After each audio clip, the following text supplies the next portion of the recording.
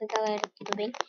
Eu vou gravar um vídeo aqui pra agradecer a Mizaki por tudo que ela tá fazendo por mim. Sabe, tipo, ela divulgou a minha página e o meu canal na página dela. Essa página era dela, curtam, é a melhor página de design que eu já vi. Curtam, vocês não vão se arrepender.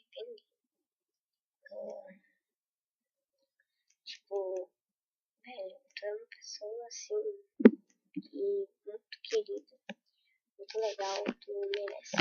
Tipo, porque você sabe, você é muito querida mesmo. Tipo, eu sempre te chamo no chat por causa de coisas bestas que eu não sei, porque eu edito não faz muito tempo, né? Bestas, vou lá fazer aquelas perguntas pra você.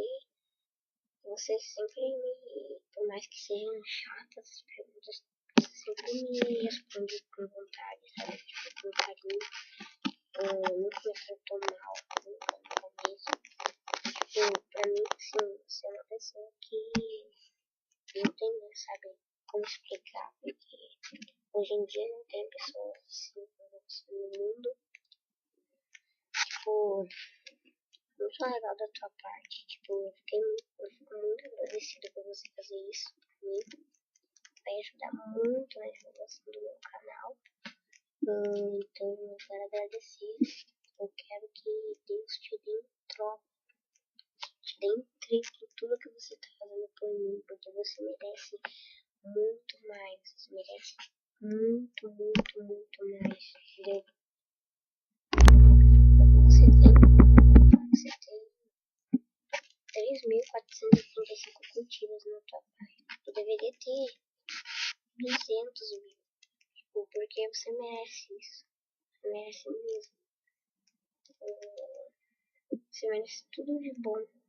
Porque você é uma pessoa muito boa. Que não precisa de pessoas assim como você. Então, eu quero te agradecer. Obrigada mesmo. Obrigada mesmo. Tipo, eu nunca vou me esquecer disso, porque vai me ajudar muito. Então, obrigada mesmo. Tchau, tchau.